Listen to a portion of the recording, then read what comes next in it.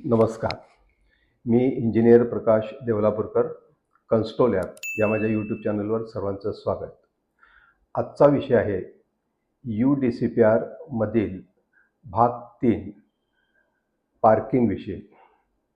आता पार्किंग एखाद्या अपार्टमेंटमध्ये स्वतःचं पार्किंग असणे याला आता खूप महत्त्व प्राप्त झालेलं आहे. जसजशी व्हेकलची संख्या वाढत चाललेली आहे तसं बायलॉजमध्ये देखील पार्किंगची रिक्वायरमेंट ही वाढत चाललेली आहे. त्यामुळे आता नवीन प्रोजेक्ट करत असताना त्या ठिकाणी संपूर्ण FSI जर युटिलाइज करायचं असेल तर मग जागेवर रिक्वायर्ड पार्किंग बसते का हे आधी प्लॅनिंग स्टेजलाच पाहावं लागते.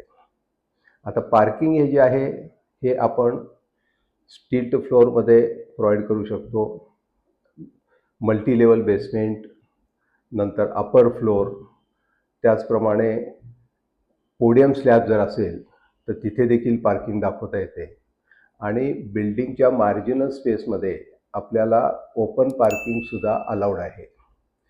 फक्त त्या ठिकाणी जर नॉन स्पेशल बिल्डिंग जर असेल तर त्या ठिकाणी 3 मीटर पेरिफेरियल अंतर सोडून आपल्याला त्या ठिकाणी व्हेकल्स दाखवावे लागतात. आणि स्पेशल बिल्डिंग जर असेल तर मग त्या ठिकाणी फायर फायटिंगच्या व्हेक्युलर सर्क्युलेशनसाठी 6 मीटर अंतर सोडून आपण पार्किंग त्या ठिकाणी दाखवू शकतो. आता ह्या ज्या ओपन पार्किंग आहेत त्याला आपण टॉप शीट घालून ते कवर देखील करता येतात. आणखी ज्या कवर पार्किंग आहेत त्या ठिकाणी बीम बॉटमची जी डेप्थ आहे ती 2.4 मीटर त्या ठिकाणी ठेवावी लागते. आणि स्टॅक पार्किंग जर करत असतो तर मग त्या ठिकाणी 4.5 मीटर पार्किंगची हाईट ही दाखवावी लागते. आता रेसिडेन्शियल अपार्टमेंट जर असेल तर त्या ठिकाणी ज्या 4 व्हीलर पार्किंगची जी संख्या आहे तर ती कंजस्टेड एरिया आणि नॉन कंजस्टेड एरिया या दोन्हीमध्ये ही जवळपास सारखीच आहे. फक्त त्या ठिकाणी 2 व्हीलर पार्किंग जे आहे ह्या कंजस्टेड एरियापेक्षा नॉन कंजस्टेड एरियामध्ये थोड्याशा अधिक आहेत. आता पार्किंग हे कार्पेट एरिया बेसवर वर्कआउट केलं जातं. रेसिडेन्शियल अपार्टमेंटमध्ये 4 व्हीलर पार्किंग ज्याला आपण प्रोव्हाइड करतो त्यावेळेला तिथला फ्लॅटचा एरिया 150 चौरस मीटरपेक्षा जर अधिक असेल तर त्या ठिकाणी 2 कार पार्किंग त्या ठिकाणी प्रोव्हाइड करायला लागतात. आणि फ्लॅटचा एरिया जर 80 चौरस मीटर ते 150 चौरस मीटर यामध्ये जर असेल तर त्या ठिकाणी प्रत्येक फ्लॅटच्या मागे 1 कार पार्किंगची प्रोव्हिजन करावं लागते. आणि फ्लॅटचा एरिया जर 30 चौरस मीटर ते 80 चौरस मीटर जर असेल तर त्या ठिकाणी 2 फ्लॅटना मिळून 1 कार पार्किंग अशी प्रोव्हिजन आहे.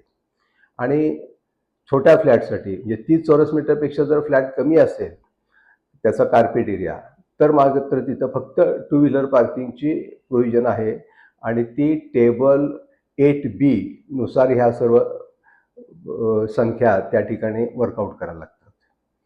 आता जर कमर्शियल प्रिमायसिस असेल तर त्या ठिकाणी प्रत्येक 100 चौरस मीटरसाठी जर कंजस्टेड एरिया असेल तर 1 कार पार्किंग आणि नॉन कंजस्टेड एरिया जर असेल तर 2 कार पार्किंग अशी त्या ठिकाणी प्रोव्हिजन आहे. आता ही सर्व जी काय संख्या याप्रमाणे जी काय वर्कआउट होते तर त्याला पुन्हा टेबल 8C मध्ये एक मल्टिप्लाय फॅक्टर दिलेला आहे. तर त्या ठिकाणी साधारण मोठ्या सिटीज असेल तिथं रिक्वायरमेंट अधिक येते, जसं सिटी लहान लहान होत जातील तिथं ती रिक्वायरमेंट कमी होते. आता पुन्हा जर आपण घेतलं तर त्या ठिकाणी मल्टिप्लाय फॅक्टर हा 1 आहे. म्हणजे जसं 8B नुसार जे काय कार पार्किंग वर्कआउट होतील तेवढीच संख्या त्यांना 8C नुसार ठेवावं लागतात. आणि त्यानंतर मग नाशिक आहे, नागपूर आहे, त्या ठिकाणी तो फॅक्टर 0.9 होतो. आणि मग त्याच्या खालोखाल परत ज्या D क्लास महानगरपालिका आहेत, ज्या 14 महानगरपालिका D क्लास खाली येतात त्या ठिकाणी तो फॅक्टर 0.6 होतो.